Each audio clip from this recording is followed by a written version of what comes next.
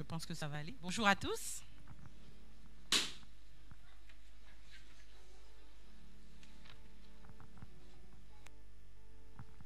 Le titre du message ce matin est « Un Père céleste ».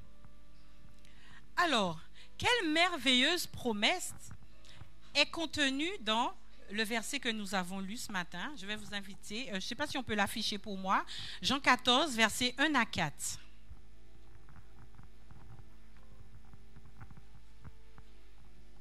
On y va ensemble? Que votre cœur ne se trouble pas. Croyez en Dieu, croyez en moi. Il y a plusieurs demeures dans la maison de mon Père. Si cela n'était pas, je vous l'aurais dit, je vais vous préparer une place, et lorsque je m'en serai allé et que je vous aurai préparé une place, je reviendrai, je vous prendrai avec moi, afin que là où je suis, vous y soyez aussi. Amen. Alors, je sais qu'il y a beaucoup d'enfants qui connaissent déjà ce verset. C'est bien, parce que nous devons garder à l'esprit que quelque chose de merveilleux est sur le point d'arriver. Cette promesse est un merveilleux cadeau que les enfants puissent recevoir, le meilleur, des cadeaux que les enfants puissent recevoir. Est-ce qu'il y a un meilleur cadeau que celui-là? Je n'ai pas entendu. Non, absolument pas. Dieu a toujours le meilleur pour ses enfants. C'est beau et relaxant d'être en nature. Je trouve que nous avons un privilège d'être en nature à la brousse. Nous ne sommes pas dans la ville entourée de bâtiments, de bruit de voitures, de circulation, de bavardage. Je trouve que nous avons un privilège ici à la brousse. Mais c'est beau d'être en nature, de se promener dans la nature, dans la forêt, dans les bois. Alors, je vais vous demander d'observer cette nature. Alors, lorsque nous allons en nature, qu'est-ce qui se passe? Oui? J'entends des murmures, mais je ne comprends pas. Alors, on va faire comme à l'école. On peut lever le doigt. Oui? J'ai entendu. Oui, on voit les arbres, mais on peut respirer. Oui, Laïane? Oui, on peut voir des oiseaux. C'est bien, Laïane. Mais c'est bien de se promener dans... Je ne sais pas si vous m'entendez, mais j'ai l'impression qu'il y a un problème avec le micro. 1, 2, 1, 2. Bon, ben, je crois que... Voilà. Si on peut le laisser comme ça serait bien. Alors, c'est bien de se promener. Je ne sais pas pourquoi le...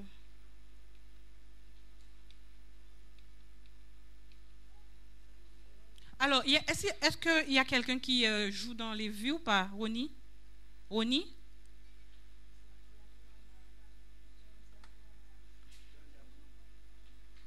Ronnie, tu peux venir, s'il te plaît? Merci. Parce qu'il est juste posé et il part tout seul. Alors, je disais donc, c'est bien de se promener en forêt. Mais imaginez que vous vous promenez et que vous vous perdez. Alors, je voulais savoir, est-ce qu'il y a un enfant qui s'est déjà perdu ici? Ah, moi, je connais un. Alors, Liland, tu t'es déjà perdu. Alors, où est-ce que tu t'es perdu? Est-ce que tu peux nous dire ça? Au supermarché. Ha ha! Je connais un autre. Il est où? Il est assis où, l'autre? Je ne le vois même pas. Où est-ce qu'il est assis? Ah, il se cache. Ha ha! Il y en a beaucoup qui sont déjà perdus dans des supermarchés, surtout lorsqu'on voyage et qu'on ne connaît pas le supermarché. Alors, quelle sensation que ça fait lorsqu'on se perd? Alors, ceux qui sont déjà perdus, qu'est-ce qu'on ressent, Ethan? La peur. Aïe, aïe, aïe. La peur de quoi? De? La peur que ses parents partent et qu'on ne les retrouve pas. Alors, je pense que c'est ça. Je pense que c'est la peur de ne pas retrouver la personne avec qui on est ou de ne pas... Oui, Liland? Ah, ah. Ah, on se dit qu'on aurait dû rester près d'eux. Et est-ce que les parents ne disent pas de rester tout près? Ah, ah.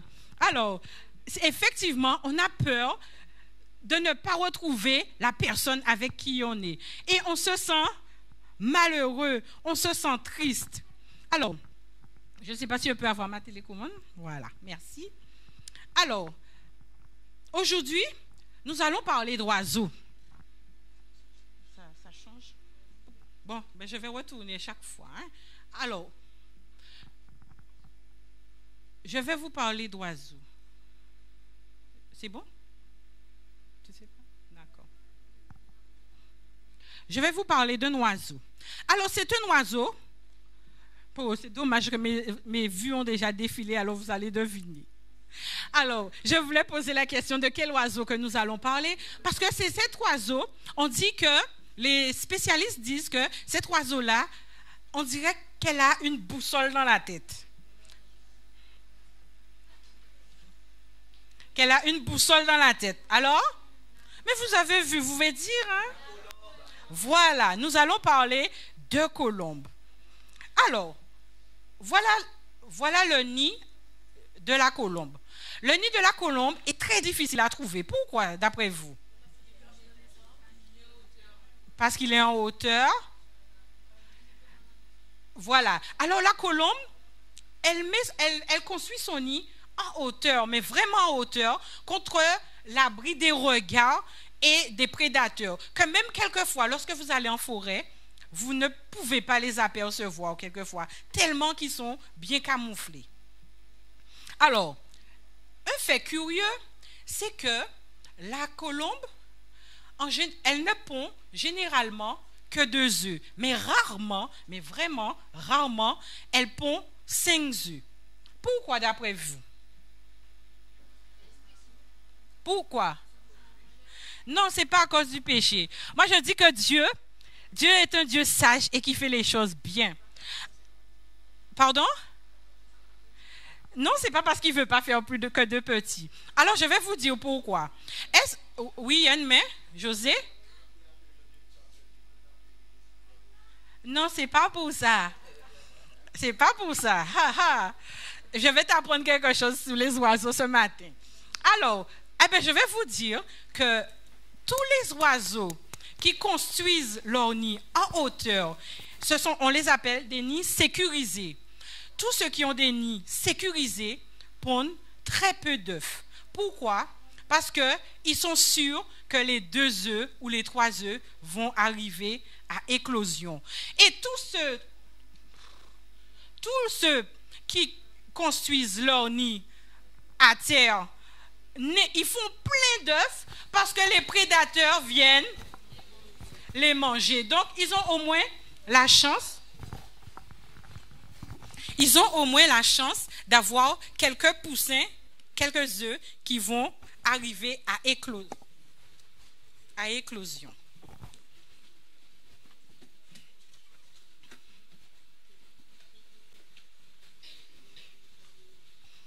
Alors, savez-vous que...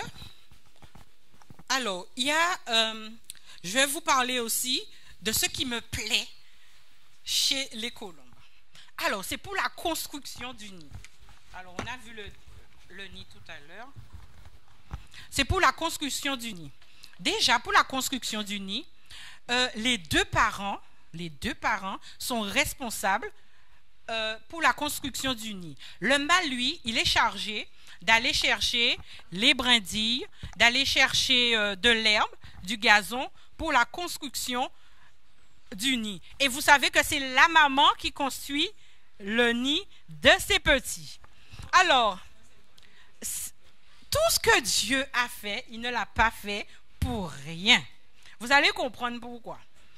Alors, le mâle ne va pas chercher des grosses branches pour pouvoir construire le nid. Il cherche des brindilles qui sont souples pour que la maman puisse bien construire son nid et surtout pour que s'il y a des mouvements brusques dans le nid, pour que les œufs ne puissent pas se casser. Il y a encore quelque chose. Lorsqu'elle pond ces 2 œufs, la maman, lorsqu'elle a pondu le premier œuf, elle ne le couvre pas tout de suite. Pourquoi? Il y a une très bonne raison.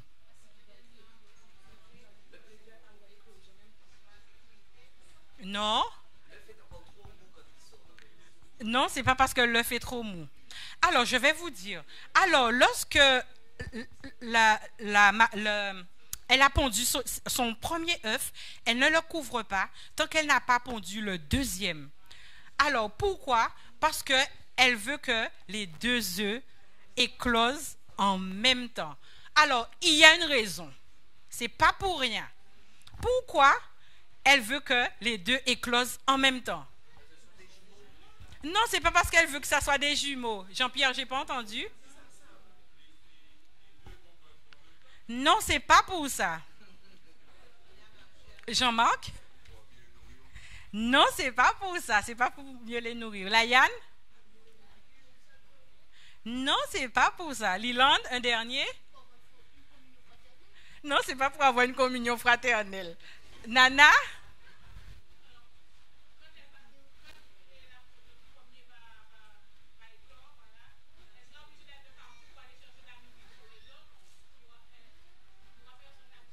Non, c'est pas pour ça. Alors, je vais vous donner la réponse parce qu'il y a beaucoup de réponses et je suis sûre que vous n'avez pas ma réponse. Alors, je vais la donner. Alors, tout simplement parce que elle veut que les deux petits éclosent en même temps parce que lorsqu'il y a une différence d'âge entre les oisillons, il y a conflit entre eux. Tout simplement. Même chez les oiseaux, vous voyez, il y a conflit entre eux quand il y a une différence, lorsqu'il y a une différence d'âge. Alors, il y a une variété d'oiseaux, qui ne font pas ça. Et c'est les seuls à se disputer tout le temps. Qui peut me donner leur nom? Et ils portent bien leur nom. Non, ce ne sont pas des cormorans. Regardez-les bien.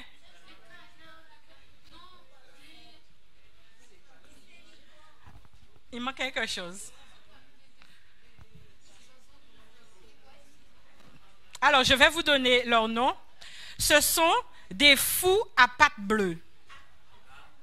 Alors, ce sont les seuls qu'ils naissent, je ne vais pas dire en désordre, mais c'est les seuls qui se disputent tout le temps. Ils se querellent tout le temps. Alors, il y a quelque chose encore que j'aime bien chez nos chères colombes. Alors, c'est le fait que, ce que j'apprécie aussi, c'est que chez la plupart des oiseaux, je vais revenir, voilà, c'est que chez la plupart de ces oiseaux, le papa et la maman, chez les colombes, ils couvrent tous les deux les œufs pendant 18 jours. Alors, le papa couvre l'œuf pendant toute la journée et la maman couvre l'œuf toute la nuit. Alors, moi je trouve que c'est un excellent exemple de partage des responsabilités parentales. Vous ne trouvez pas? Mais il y a autre chose encore que j'aime. C'est que le père, comme la mère, écoutez ça bien, parce que quand j'ai lu ça, j'ai dit c'est pas possible. J'ai dit vraiment, on a un Dieu formidable. Le père, comme la mère, eh bien, ils sont tous les deux impliqués dans l'alimentation des oisillons. Vous allez me dire, oui, que le père va chercher des vers pour emmener. Eh bien, c'est pas ça du tout. C'est pas ça du tout. Alors, écoutez bien, lorsque le père et la mère couvrent l'œuf, il y a quelque chose qui se passe d'extraordinaire. Alors, c'est pas vraiment, c'est pas enfin, la première image n'est pas une colombe, la deuxième un pigeon, d'accord? Alors, voilà ce qui se passe. Alors, dans le jabot, alors le jabot c'est,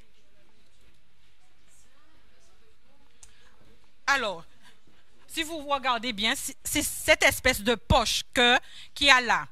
Alors, pendant que le mâle et la femelle, ils sont en train de couver l'œuf, les œufs, il y a une substance qui se met en place dans le jabot de l'oiseau. Et le mâle comme la femelle, et c'est ce qu'on appelle le lait de pigeon.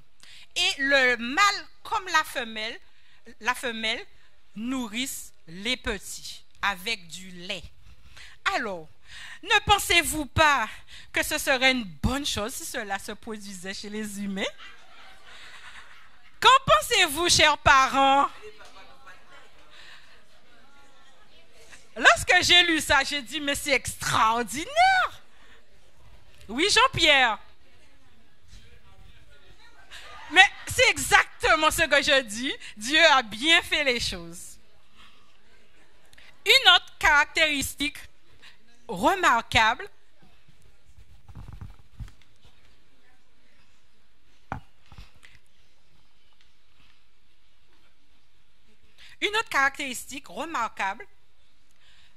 est chez la colombe, c'est que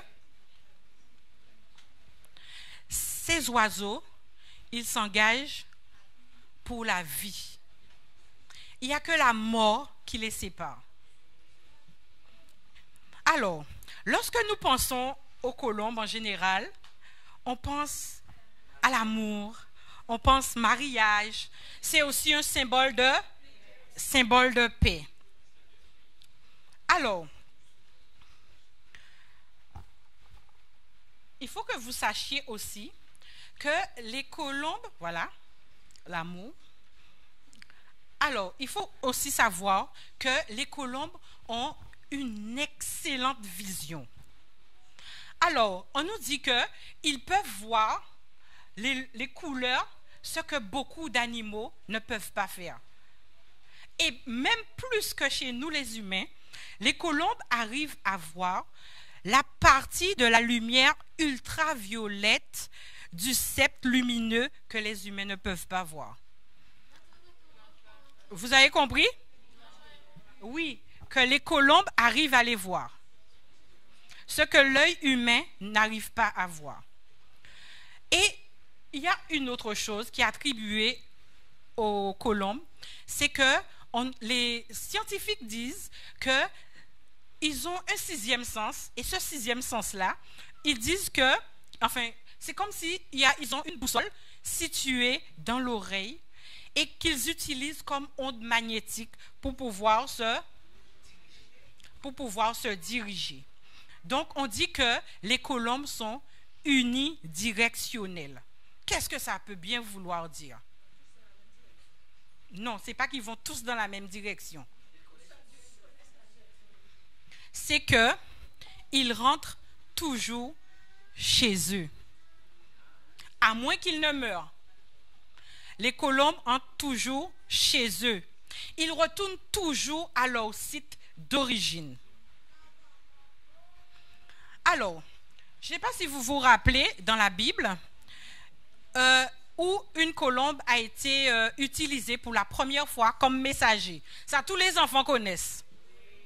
Dans l'histoire de Noé, exactement. Nous pouvons trouver cette histoire-là dans Genèse 8, versets 8 à 12. Depuis cette époque, cet oiseau intelligent a fait l'histoire.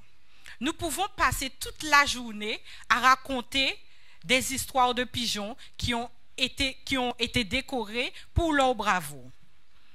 Mais ils ont aussi été utilisés pour apporter des messages. Est-ce que vous savez que pendant la Première et la Deuxième Guerre mondiale, ces oiseaux aussi ont beaucoup été utilisés?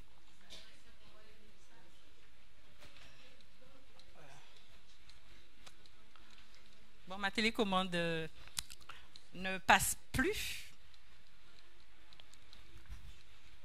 Oni, tu peux faire passer l'image suivante pour moi, s'il te plaît? Ok. Alors, eh bien voilà ce que disent les experts qui entraînent les pigeons voyageurs. Parce que ce ne sont pas tous les pigeons, les colombes, qui sont des pigeons voyageurs. Ce sont des pigeons qui ont été entraînés. Alors, ce qu'ils commencent à faire, alors ceux qui s'occupent de ces pigeons-là, on les appelle, ceux qui s'occupent, ce n'est pas des pigeonniers. Alors, on les appelle des colombophiles. Des colombophiles. D'accord? On les appelle des colombophiles. Alors, avant que les pigeons aient 10 jours, voici ce qu'ils font. Ils mettent à leurs pattes une bague. Pourquoi la bague? Si vous voulez, c'est juste leur carte d'identité. C'est juste... Non, il n'y a pas d'émetteur. C'est juste pour les identifier.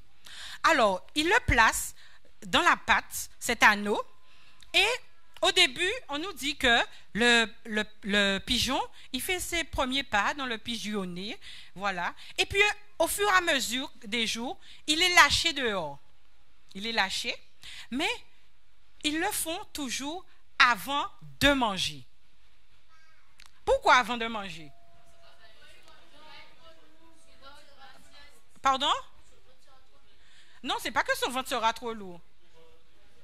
Pour qu'ils puissent revenir. Ils savent que lorsqu'ils reviennent, ils auront leurs soins et leur ration de grains. Donc, ils reviennent. Et au fur et à mesure, les pigeons, ils vont de plus en plus loin et ils reviennent toujours. Voilà comme ça qu'on prépare des pigeons voyageurs. Oui? Oui, alors... D'accord, c'est très bien de faire la remarque, Océane, parce que je parle de colombes et de pigeons. Est-ce que vous savez que la colombe est une variété de pigeons? Fait partie de la famille des pigeons. Alors, il y a... Ah oui, parce que... Non, c'est parce qu'il y a une partie que j'ai voulu aller un peu vite. Alors, tout simplement, c'est parce que ce que nous appelons colombes, vous savez, ce sont des pigeons. Et pourquoi leurs plumes sont blanches? Non. Non, c'est... Non, non, non, non.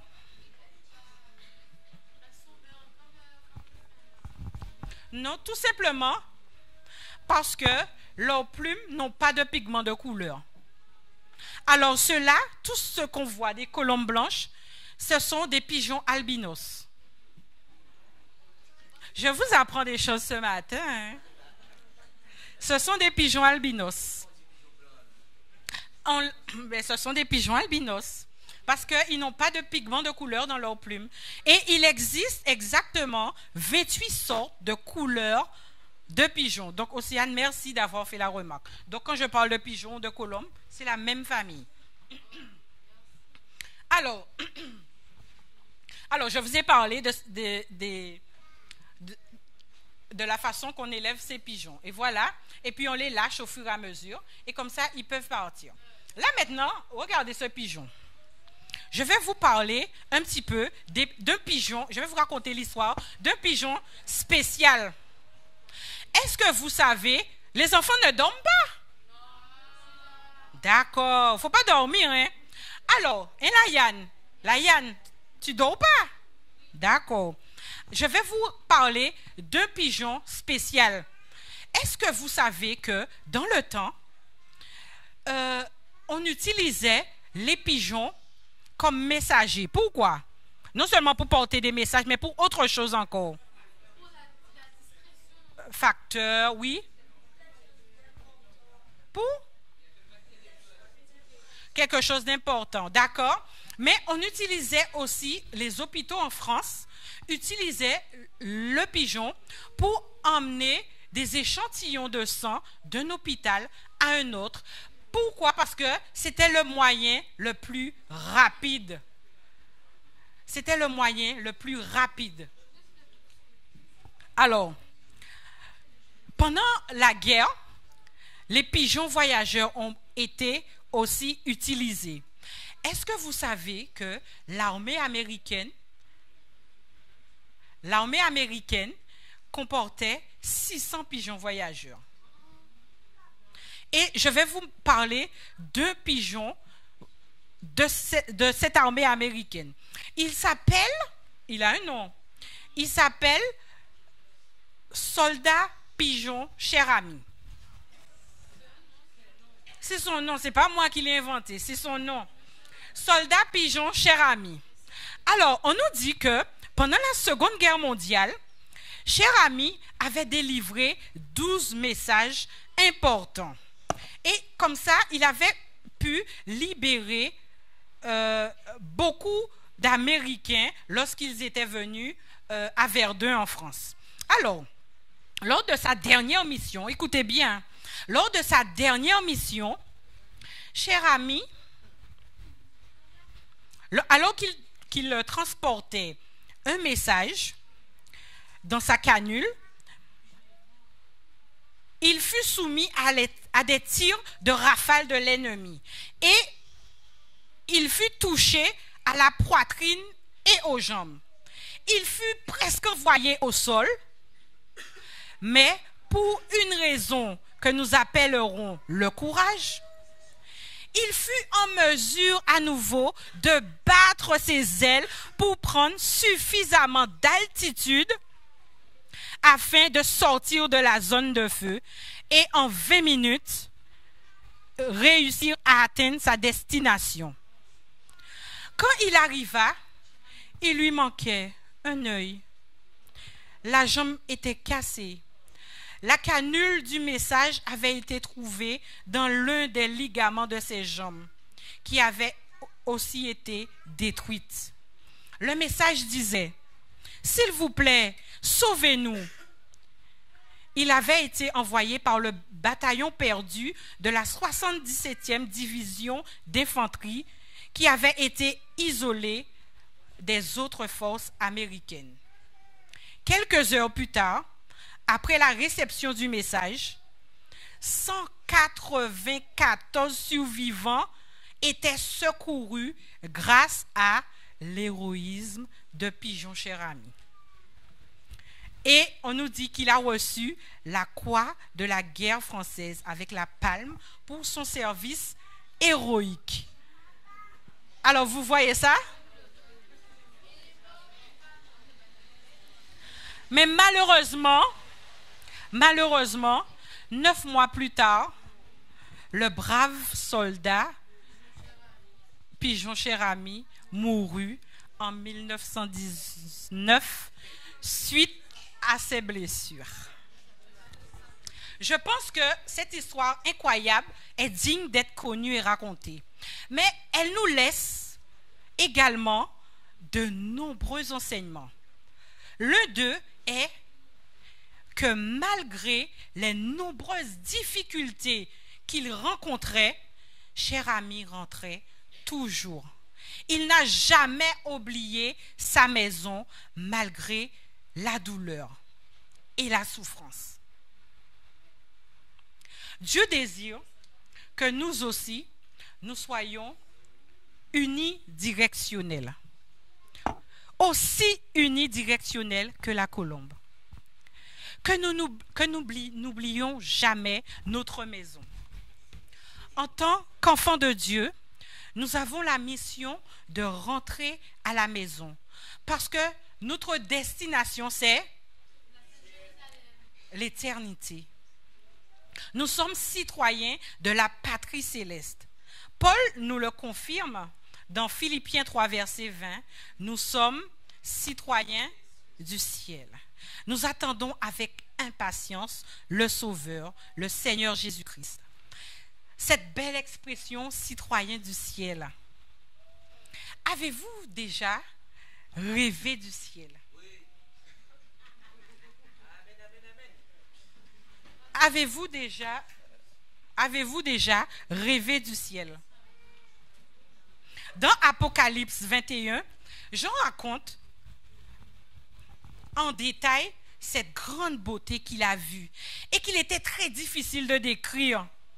Il dit que ce fut une immense ville d'une beauté unique, jamais vue dans aucune ville de la terre. En regardant sur Internet, on trouve des villes, de belles villes, construites par les mains des hommes. Alors, ce sont des villes où, je ne sais pas pourquoi mon image est partie, non? Voilà. Alors, ce sont des villes que malheureusement, je ne sais pas si vous avez déjà été sur Internet et que vous avez tapé les palais ou les villes à Dubaï. À Dubaï. Alors, on peut voir vraiment de magnifiques constructions construites par la main des hommes. Mais est-ce que tout le monde peut y aller? C'est seulement ceux qui sont riches. Mais nous avons une cité que la seule exigence pour y entrer, la seule, c'est d'aimer de tout son cœur son extraordinaire constructeur. C'est la seule exigence. La seule raison pour laquelle le pigeon retournait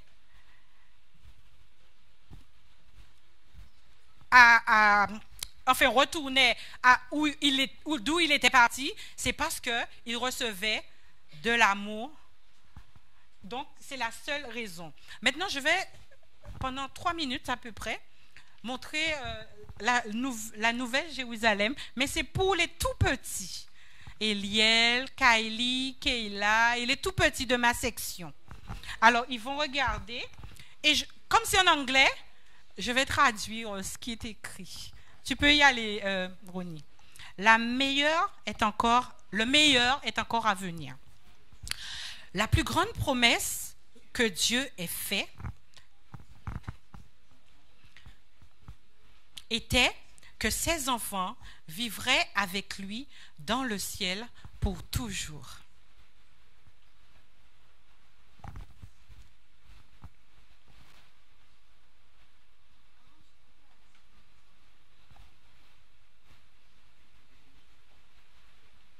Il a dit qu'il y aurait un nouveau ciel et une nouvelle terre.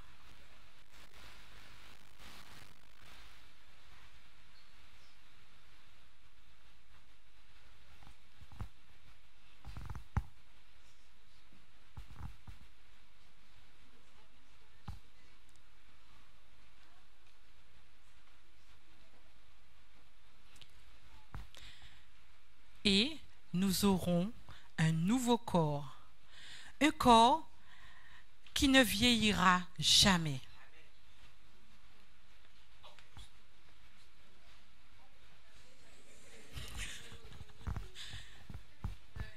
Dans le nouveau ciel, personne ne sera plus jamais triste ou ne pleurera.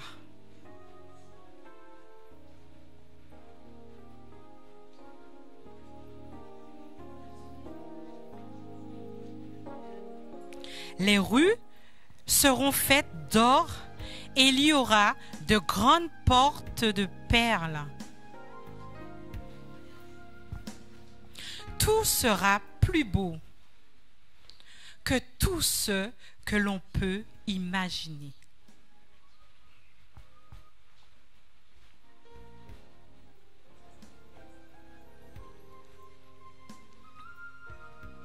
Et le meilleur de tout, Jésus sera là et nous serons avec lui pour toujours. Rappelle-toi ceci.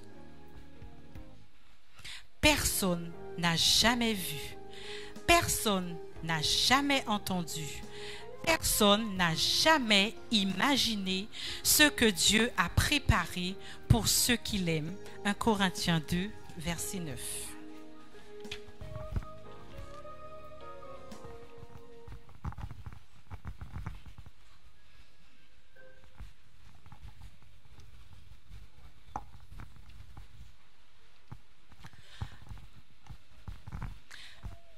À travers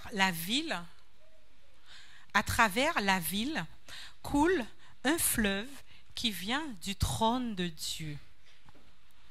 C'est le fleuve de vie dont les eaux sont pures et transparentes comme du cristal. Sur l'une des rives, il y a un arbre verdoyant appelé l'arbre de vie. Chaque mois, il donnera son fruit et ses feuilles serviront pour la guérison des nations. Le fruit de cet arbre nous fera grandir à la stature parfaite de la race humaine. Les belles demeures seront entourées de beaux jardins avec toutes sortes de fleurs qui ne se faneront jamais. En outre, la pelouse sera d'un vert clair avec des reflets d'argent et d'or. Il y aura aussi un beau champ où se promèneront le lion, les léopards, le loup, en parfaite paix. Dans son livre intitulé « La seconde venue et le ciel », sœur Ellen White raconte quelque chose de plus qu'elle a vu dans sa vision.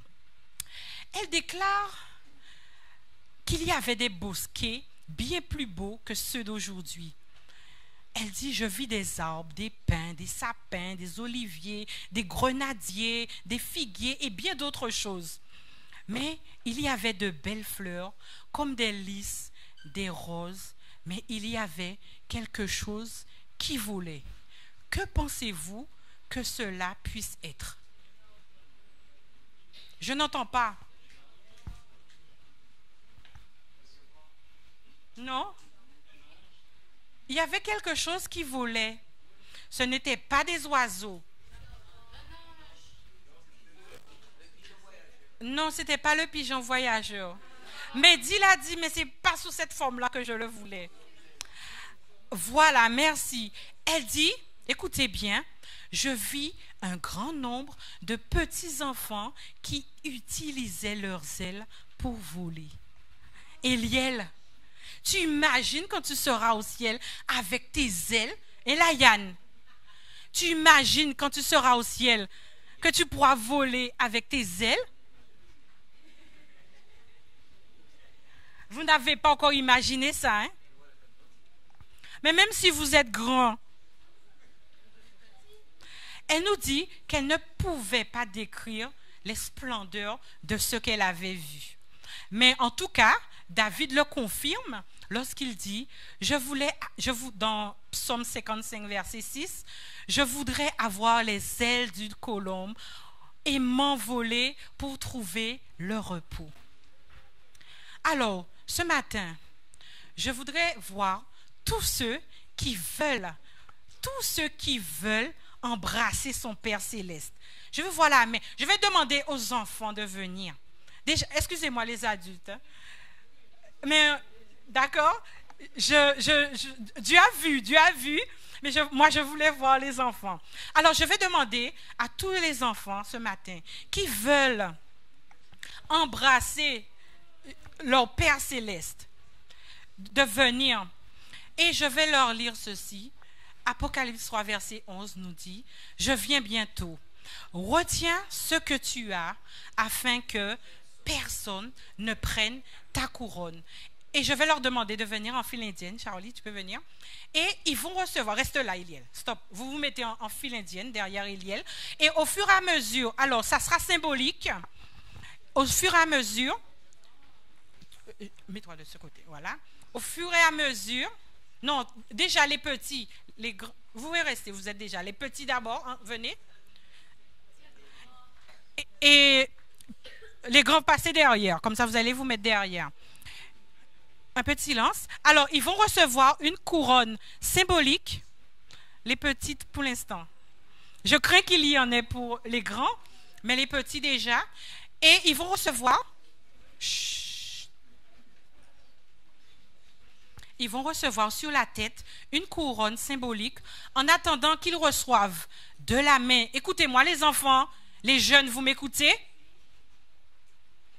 En attendant qu'ils reçoivent de la main de Jésus leur vraie couronne et qu'ils reçoivent leurs ailes quand ils seront au ciel.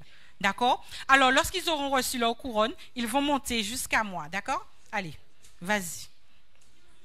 Avancez, Liel.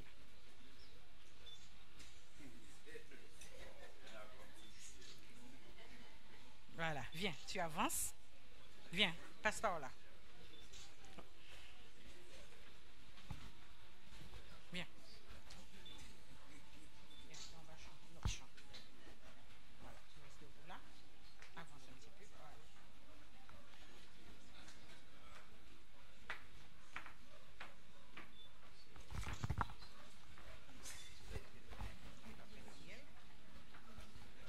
Viens, Laurence. Laurence, viens.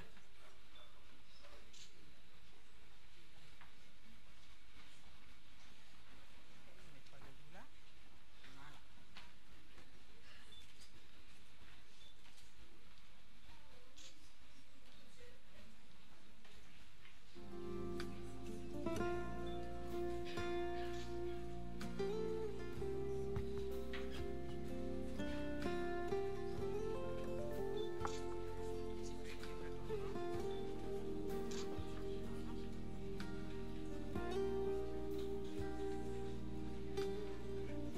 Ah, là, tu as deux couronnes à mettre.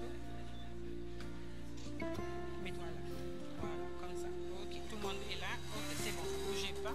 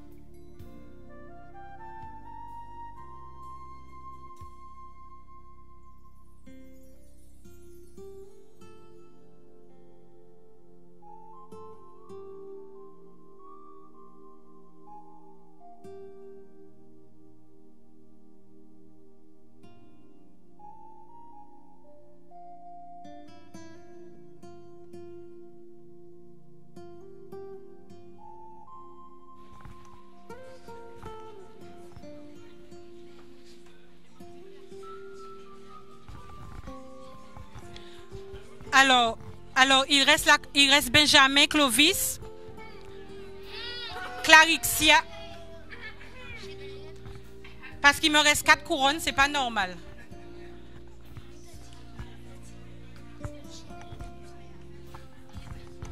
Clovis.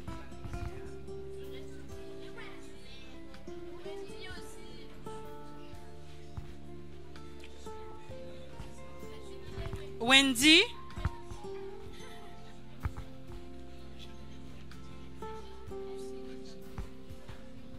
Il reste encore 2. Chut. Alors, ils veulent pas la couronne symbolique.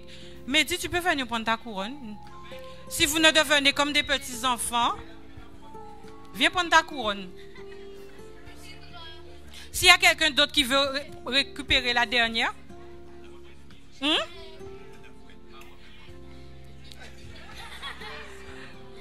Wilna veut sa couronne. Alors, on va donner à Wilna sa couronne. Voilà. Alors, maintenant, nous allons vous interpréter. Ma couronne est prête. Non, vous restez là. Ma couronne est prête. Juste la première et la deuxième strophe.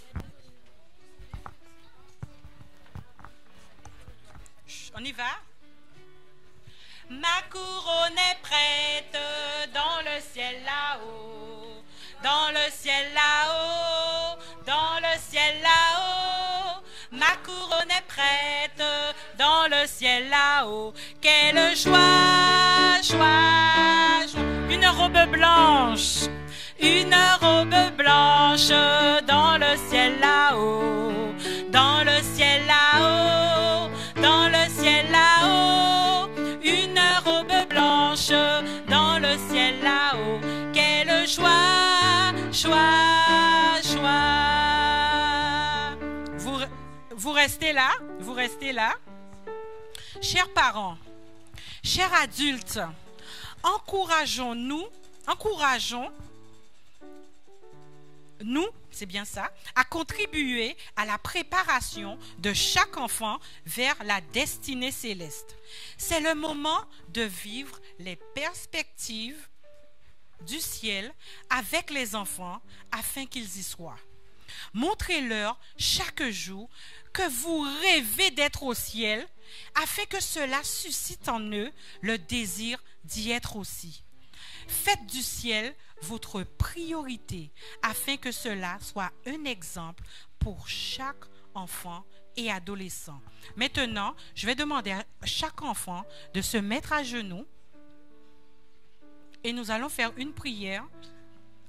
Ça ne sera pas évident, vous allez rester là, vous allez incliner la tête.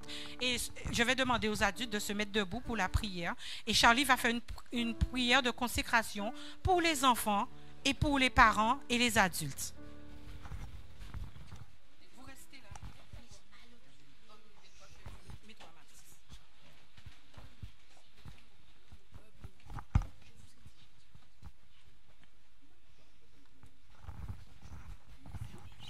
On ferme les yeux, on ferme les yeux, on va prier. Notre Père qui est dans les cieux, nous te rendons grâce pour ton amour et ta miséricorde envers nous.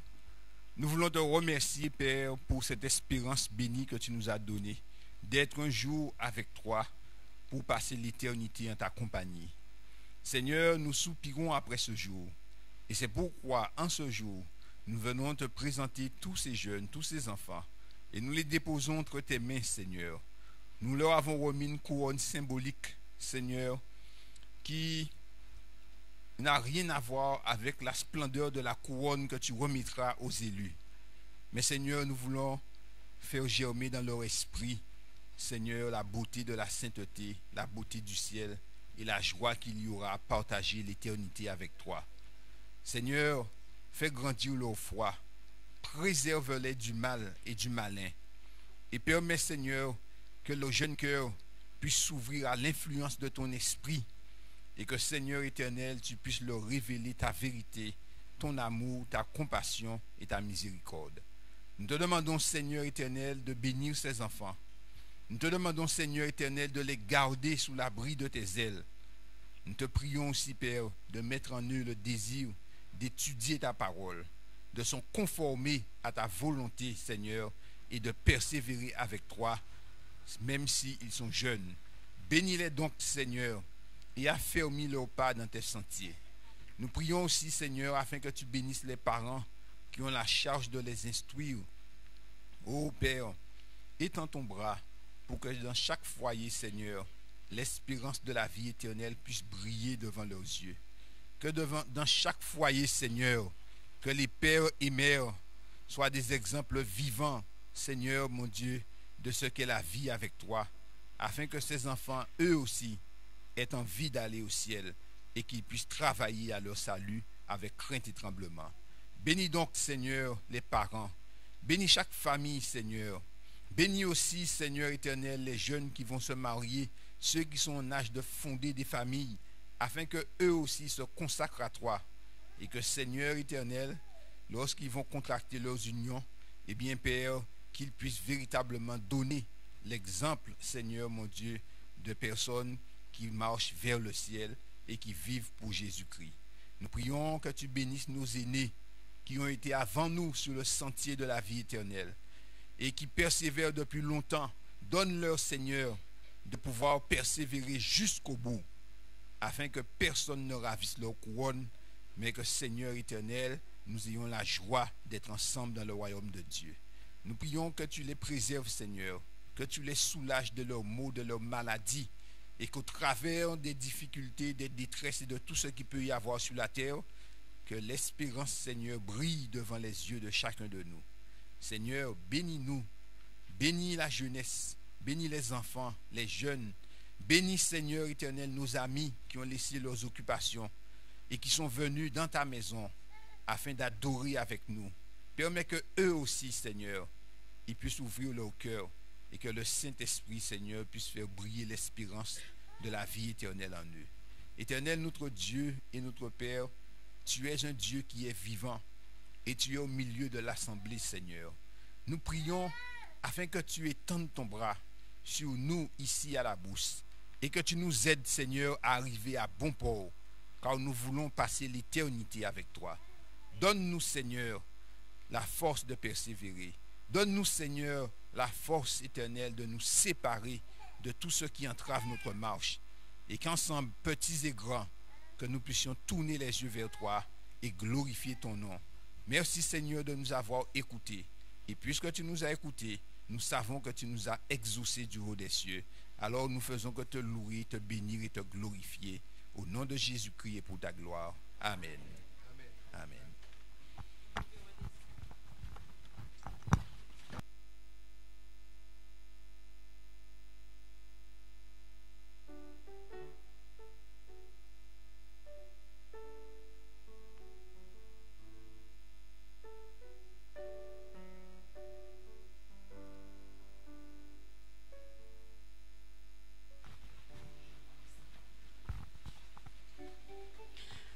Il y a une pensée qui dit: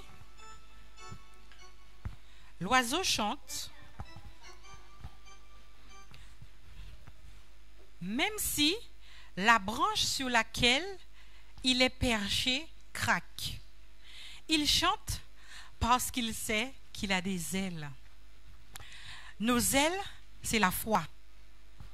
Et nous devons chanter en comptant sur les promesses de notre Dieu. Je vous invite à vous tenir debout et nous allons chanter au 390 « Au ciel est la maison du Père ».